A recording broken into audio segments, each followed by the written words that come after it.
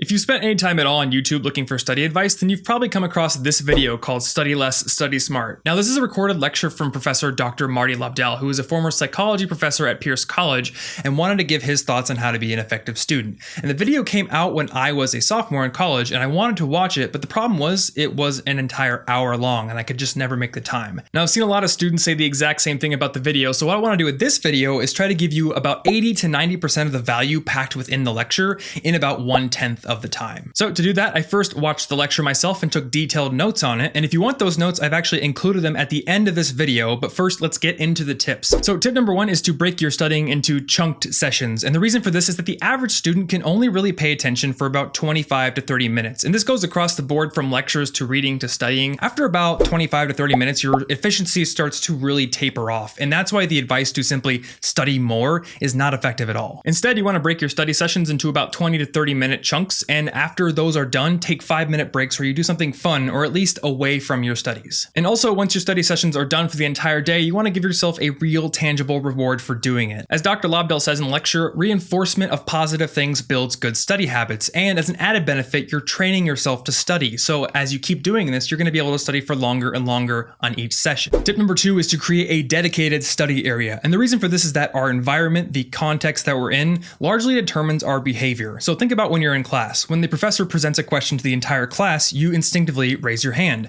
But if he asks you specifically, you're going to give a verbal response. And this is automatic. You're conditioned to do it. Well, your studying area is the exact same. If you do it in a place where you're conditioned to do other things like sleep or play video games or hang out with friends, it's going to be really hard to get into your studying. What you want to do is find an area that is specifically used for studying. So the context of the situation makes it easy for you to get into your studies. Dr. Lobdell's third tip is to study actively. And it's best summed up with this quote straight from the lecture. The more active you are in your learning, the more effective you'll be. Now, the best way to do this, rather than going through rote memorization or reading and rereading chapters from your book, is to first ask yourself before studying, what is it that I'm learning? And what you're learning is going to fall into one of two categories, either facts or concepts.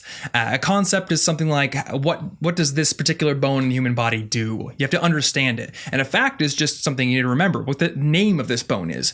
Now, concepts are more important than facts because once you learn a concept, once you truly understand its inner workings, it's with you forever. You're going to remember it. Facts, on the other hand, can sort of drift away over time. And the good thing about that is that we have Google. We can look up facts very easily. Now, unfortunately, in a testing situation in class, you have to remember both facts and concepts, and you don't have access to Google usually, but still, concepts are going to be more important to learn first. Now, the best way to learn these concepts and to be sure you know them is to put them in your own words. Test yourself and learn actively. And there's one thing he gives as an example, which I think is one of the most important parts from the entire lecture, and it's his example about highlighting. Now, most students know not to highlight entire sections of the book because if you do that, you're basically highlighting nothing at all. But if you highlight really important terms and then you go back after your first read and highlight session and study them and just simply recognize the thing you highlighted before and say, ooh, I know it, then you're getting into this dangerous territory where you don't know whether you're actually recalling something or simply recognizing it. Now, the human brain is very good at recognizing things. We can recognize people's faces even if we haven't seen them in a long time.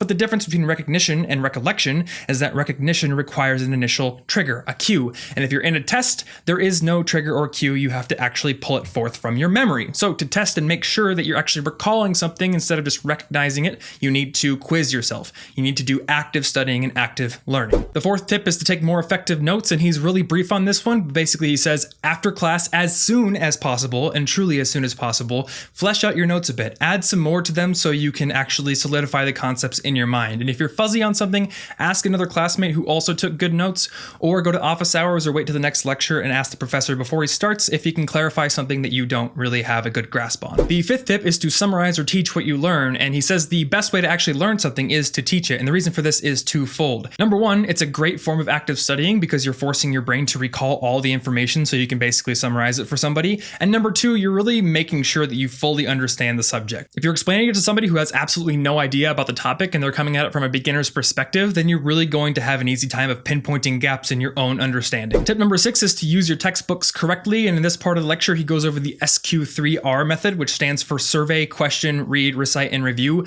And as I talked about in my active reading video, I think overarching systems like this are actually kind of cumbersome and time consuming, but I do think it's important that you take individual portions of these systems and see if they're worth it for your studying methods. So as an example, the survey portion of SQ3R, surveying the chapter before you read it, and especially going to the end and looking at the review questions and the vocabulary can really prime your brain for picking out the most important information when you actually do the reading. And Dr. Lobdell's seventh and final tip is to use mnemonics when studying facts. Now, facts, as opposed to concepts, are a lot harder to tie actual meaning to, and as a result, a lot of students often turn to simple rote memorization to remember them. But a better way to go about it is to use mnemonics. And a mnemonic is really any system that facilitates recall, but he goes over 3 specific types of mnemonics in the video. And those 3 are acronyms, things like Roy G. Biv for remembering the color spectrum, coined sayings, things like in 1492 Columbus sailed the ocean blue, and the third one, which both I and Dr. Lobdell think is the best one, image associations. Another way to think about image associations are just interacting images, including the thing you're trying to study, that create a ridiculous picture or story in your head. And the more emotionally evocative or weird it is, the more easily you're going to be able to recall that piece of information. So that is my summary of Dr. Lobdell's lecture. If you want to see the entire hour-long video, I have it linked down in the description. Otherwise, you can get my notes and other things in the end card. Thanks for watching this video, and I will see you in the next one.